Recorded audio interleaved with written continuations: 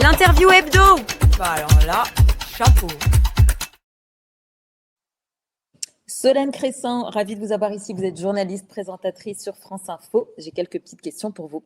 Alors, vous êtes l'une des premières voix que les auditeurs entendent tôt le matin sur France Info.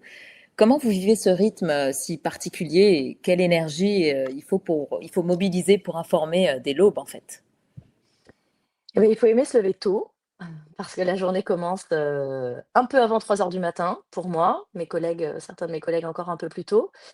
Mais l'ambiance de la matinale c'est quelque chose de très particulier en radio. On est une petite équipe.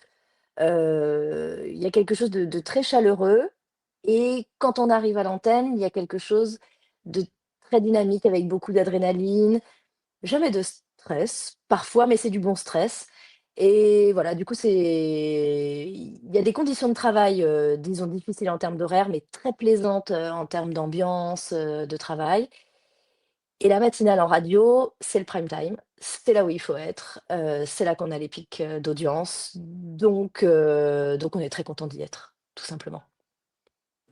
Dans les rédactions comme à l'antenne, les femmes sont souvent très présentes, mais pas toujours en première ligne. Est-ce que vous avez déjà eu le sentiment d'un second rôle ou d'un plafond invisible? Moi, j'ai pas ce sentiment au sein de mon équipe. Effectivement, nos rédacteurs en chef sont des hommes.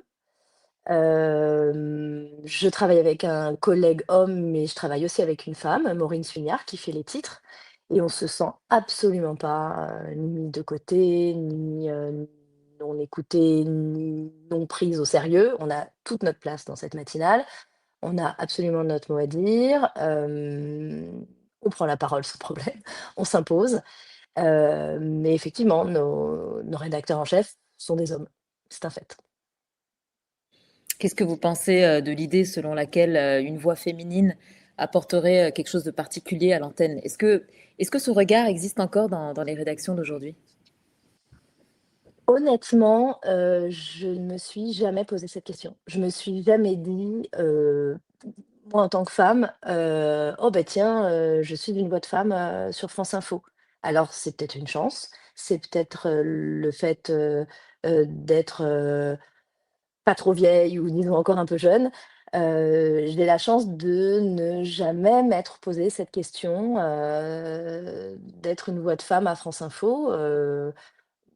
Je suis journaliste à France Info, au même titre qu'un homme et en tout cas, j'ai absolument pas construit mon parcours, par rapport à ça, dans ce prisme-là.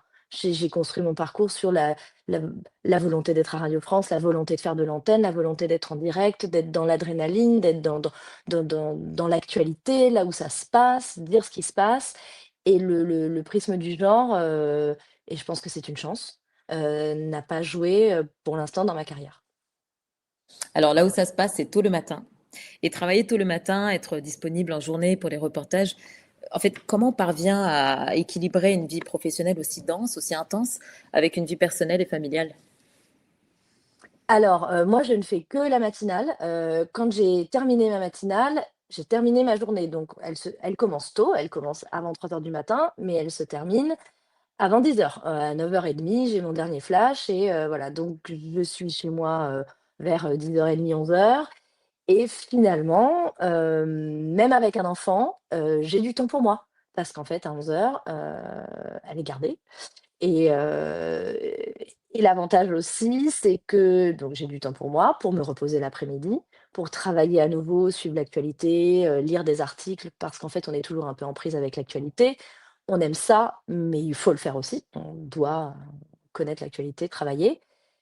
Mais j'ai aussi du temps avec mon enfant et du temps de vie de famille le soir parce qu'en fait, je suis là tous les soirs. Donc on se couche tôt, mais c'est un rythme, bah, que j'ai depuis maintenant plusieurs années, donc j'ai pris ce rythme-là et pour l'instant, ça va. Super. Quel conseil vous donneriez à une jeune journaliste qui a envie d'évoluer dans un média d'information en continu comme France Info, avec les exigences que ça implique? Moi, je dirais de pas douter, d'essayer de pas douter, même si on doute, tout le temps et que le doute a du bon, mais de pas douter sur le fait d'y arriver parce que c'est possible. Parce que quand on a envie, quand on travaille, c'est du travail, c'est de l'exigence. La matinale, c'est de la discipline, hein, je me dis que j'ai du temps pour moi, mais je suis obligée de me coucher tôt le soir. Je suis obligée de manger tôt, je suis obligée de travailler, voilà, il faut avoir lu Le Monde, il faut avoir lu Le Parisien, il faut avoir lu Le Figaro, il faut avoir, regardé un peu les JT, de 20 heures le soir, regarder les réseaux sociaux.